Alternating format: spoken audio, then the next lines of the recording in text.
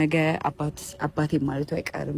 ደስተኛ ሆኖ በደስተኛ ቤተሰብ ውስጥ ማደግ ነው ያለበት። ገባሽ? እንደዚህ አይነት ልጅ የሆነ ነገር የሚጎዳቸው ነገሮች በስሜት ደረጃ ነው የምልሽ። ምንም ሳይጎልበት ሊኖር ይችላል ምናምን፣ ግን መንፈሳዊ ጥንካሬ የሚያገኘው አባት ሲኖር ነው። የአባትን ስሜት ሁላችንም እናውቀዋለን። አባት አለሽ፣ ገባሽ? አንቺም ታውቂዋለሽ። አባቴ ባይኖር ኖሮ ብለሽ አስቢ። ይሄንን ላይፍ በጣም ከባድ ነበር የሚሆነው። ገባሽ? ስለዚህ አንቺ ውጪ የምትይውን ሀሳብ ይቅር። እንደኔ ነገ ከነገ ወዲያ የሆነ አዲስ ነገር በህይወታችሁ ሊፈጠር ይችላል። ማን ያውቃል? ገባሽ?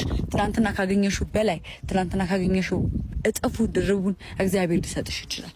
እግዚአብሔር ሊባርክሽ ይችላል። ገባሽ? እኔ እንደ ጓደኛ ማለት ነው እናንተ ስትለያዩ ማየት በጣም ነው የሚከብደኝ። እግዚአብሔር ነው የምልሽ። አብርሃምን ማውቀዋለሁ፣ አንቺን ማውቅሻለሁ። አንቺ ለሱ እሱ ላንቺ የሚገባ ይመስለኛል። እሱን ማለት ባየነው ነገር ነው እኛ ጀጅ ያደረግነው። ተረዳሽ? እዛ የምትሰሪውን ገንዘብ ነው እዚሁ የምትሰሪው።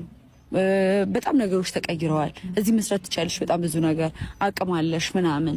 ገባሽ? የተለየ ነገር የለም። ያንቺንም አይምሮ የልጅሽንም ነው የምትጎጁ። ስትወልጂ ደግሞ ያው ሙሉ ለሙሉ ለሱ ነው እንጂ የምታስቢው ለአንቺ የሚለውን ነገር አታስቢው። ብዙ ጊዜ አሁን አንቺ ከአብርሽ ጋር ያለውን ነገር ጨርሻለሁ ብለሽ ብታስቢ፣ ልጅሽ ግን በጣም ብዙ ያልጨረሰው ነገር አለ። የአባትነት ፍቅር አለ። ገባሽ? የአባትነት ፍቅር አለ። አባትነት ድርሻው አለ። ይዘሽው ከሄድሽ ግን ልጁን ይርቃል። ኦልሬዲ ገባሽ? ይርቃል። አይገናኙም ከአባቱ ጋር። አንቺ ጋር የሚፈጥረው ነገር ደስ አይልም ሁሉም ነገር። ገባሽ? አብርሃም ጥፋተኛ ሊሆን ይችላል፣ ግን ደግሞ ይመከራል። ጥፋት ማንም ሰው ጥፋት ያጠፋል። ማንም ያጠፋል። ገባሽ አይደል? ማንም ያጠፋል። አንቺም እኮ አጥፍተሻል በወቅቱ አንቺ